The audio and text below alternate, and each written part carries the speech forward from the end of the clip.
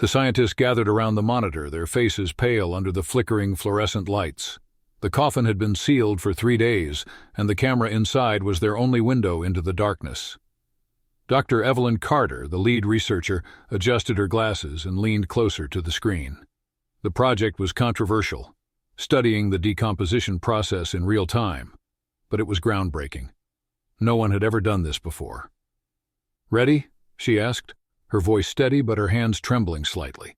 The team nodded and she pressed the button to activate the camera. The screen flickered to life, revealing the interior of the coffin. The image was grainy but clear enough to see the body of William Grayson lying motionless, his hands folded over his chest.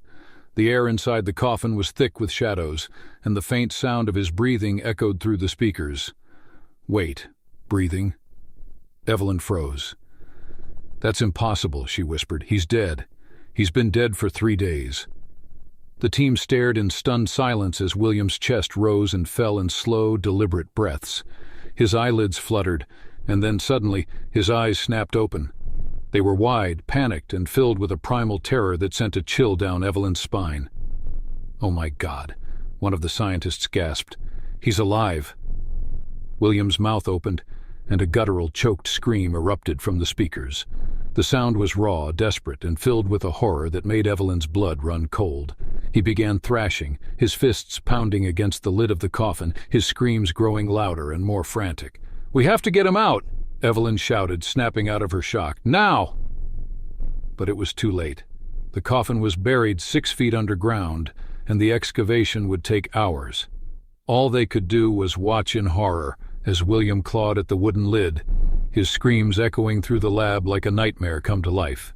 William's screams were deafening, each one a dagger to Evelyn's conscience. She couldn't tear her eyes away from the monitor, even as her mind raced to make sense of the impossible.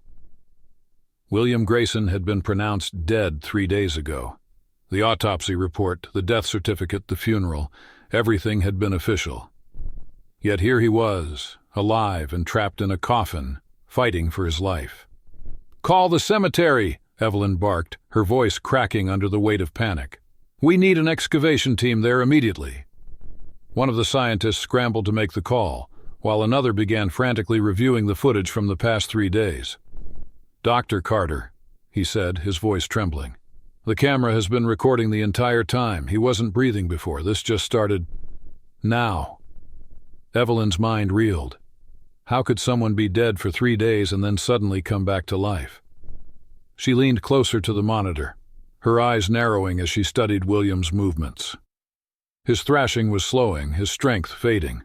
The coffin was airtight, and oxygen was running out. They were running out of time. "William!" Evelyn shouted, as if he could hear her through the screen. "Hold on, we're coming!" But William didn't seem to hear. His movements grew weaker, his screams quieter.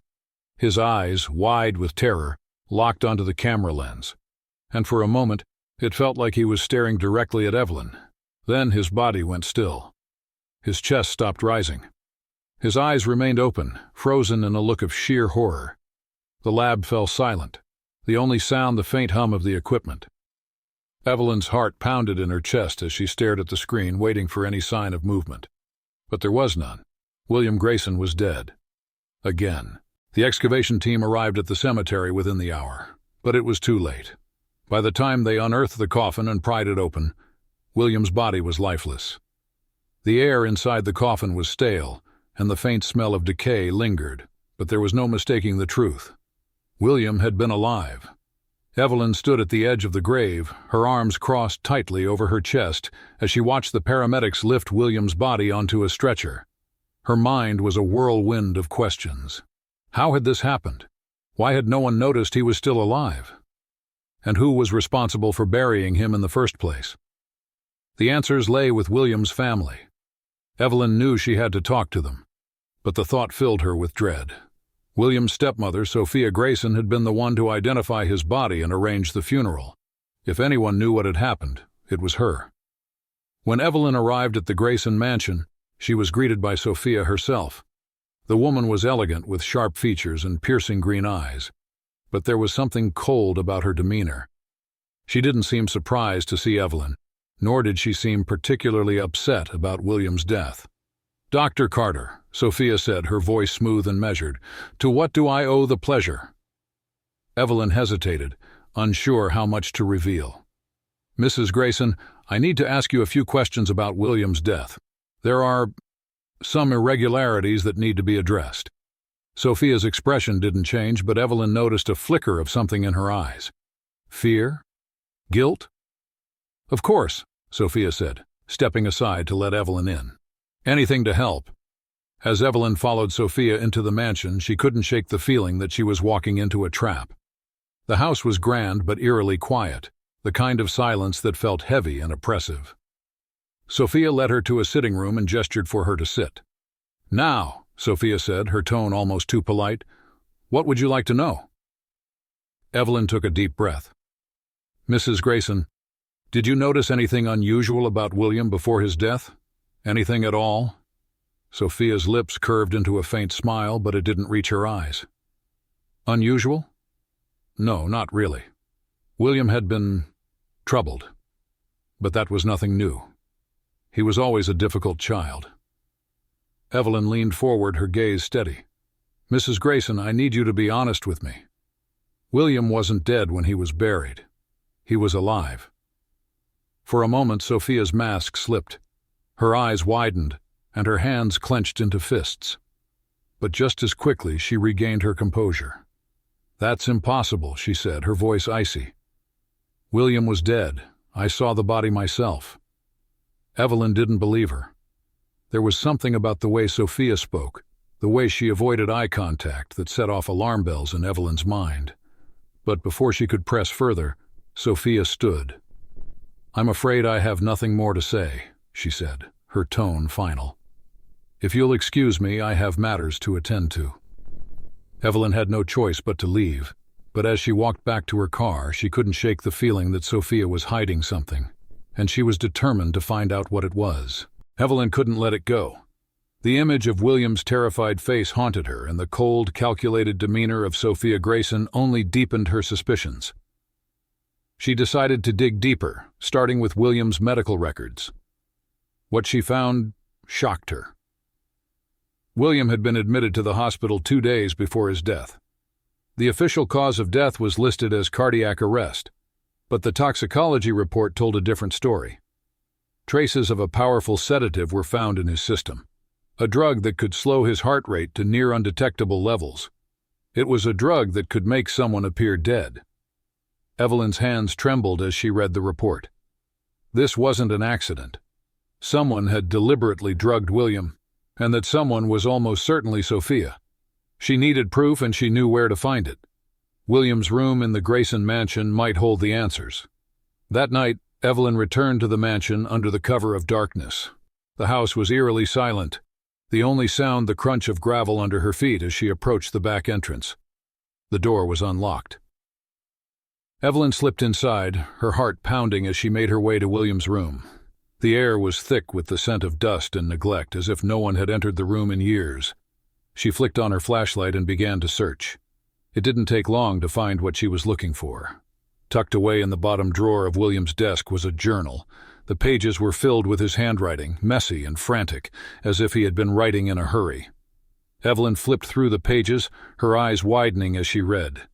"She's poisoning me, I know it. Every night she brings me tea, and every night I feel weaker. I don't know what to do. No one will believe me. She's too good at hiding it. I'm scared. I don't want to die." Evelyn's breath caught in her throat. William had known. He had known Sophia was trying to kill him, but he hadn't been able to stop her. And now he was dead, buried alive because of her. She needed to get this journal to the police, but as she turned to leave, a voice stopped her in her tracks. "I wouldn't do that if I were you."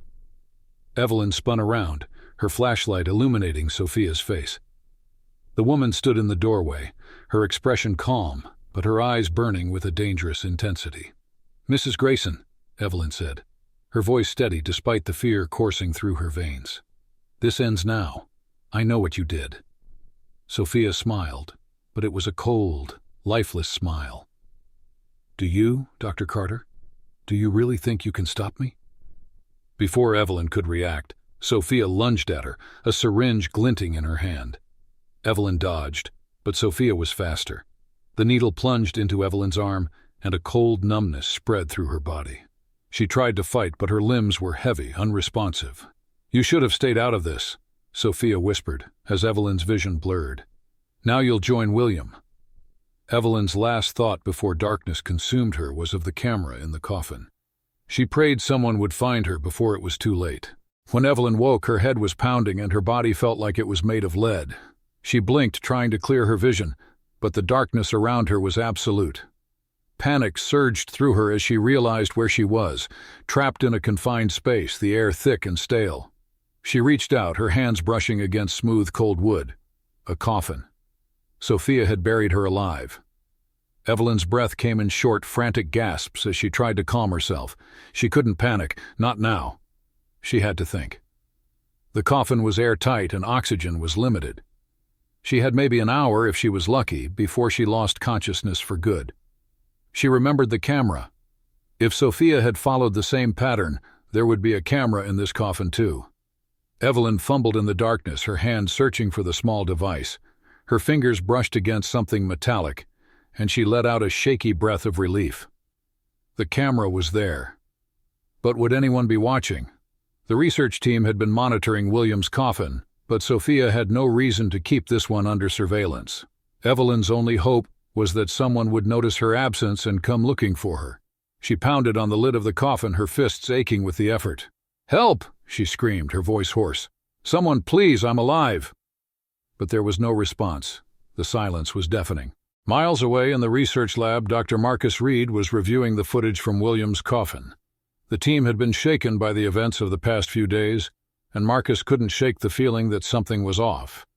He had known Evelyn for years, and her sudden disappearance was unlike her. As he scrolled through the footage, his eyes caught something unusual, a timestamp from earlier that night. It was from a different camera, one he didn't recognize. Frowning, he clicked on the file. The screen flickered to life, and Marcus's blood ran cold. There, in the grainy footage, was Evelyn. She was trapped in a coffin, her face pale and her eyes wide with terror. She was pounding on the lid, screaming for help.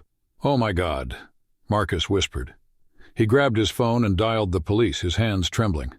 "We need an excavation team at the Grayson family cemetery immediately. There's someone buried alive." The police arrived within minutes, and the excavation began. Marcus watched the footage on his laptop, his heart in his throat. Evelyn's movements were growing weaker, her screams quieter. She was running out of time. "Hurry!" he shouted at the excavation team. "She's not going to make it." The team worked frantically, their shovels biting into the earth. Finally, after what felt like an eternity, they reached the coffin. Marcus held his breath as they pried open the lid. Evelyn's body was limp, her eyes closed. For a moment, Marcus thought they were too late, but then she gasped, her chest rising as she sucked in a lungful of air. Her eyes fluttered open, and she stared up at the faces above her, dazed but alive. "Evelyn!" Marcus cried, pulling her into a tight embrace. "You're okay! You're okay!" Evelyn clung to him, her body shaking with sobs. "Sophia," she whispered. "She did this. She killed William. She tried to kill me." Marcus's jaw tightened. "We'll get her," he said. "She's not going to get away with this." The police moved quickly. Armed with the evidence from William's journal and Evelyn's testimony, they arrested Sophia Grayson. The woman put up a fight, her cold demeanor cracking as she was led away in handcuffs. But there was no escaping the truth. The trial was swift. Sophia was charged with the attempted murder of Evelyn and the murder of William. The evidence was overwhelming, and the jury didn't take long to reach a verdict. Guilty on all counts. As Sophia was sentenced to life in prison, Evelyn sat in the courtroom, her hands clasped tightly in her lap. It was over. William's death had been avenged, and Sophia would never hurt anyone again. But the scars remained. Evelyn still woke up in the middle of the night gasping for air, the memory of the coffin haunting her dreams. She knew it would take time to heal, but she was alive, and that was enough. As she left the courtroom, Marcus was waiting for her. He wrapped an arm around her shoulders, pulling her close. "You did it," he said. "You stopped her." Evelyn nodded, but her eyes were distant. "It doesn't feel like a victory," she said quietly. "William's still gone." Marcus sighed, his grip tightening. "I know. But you gave him justice. And you survived. That's what matters." Evelyn leaned into him, drawing strength from his presence. She didn't know what the future held, but for the first time in weeks, she felt a glimmer of hope. She had faced the darkness and come out the other side. And that was something no one could ever take away from her. Subscribe and press the bell icon so that you never miss the amazing video.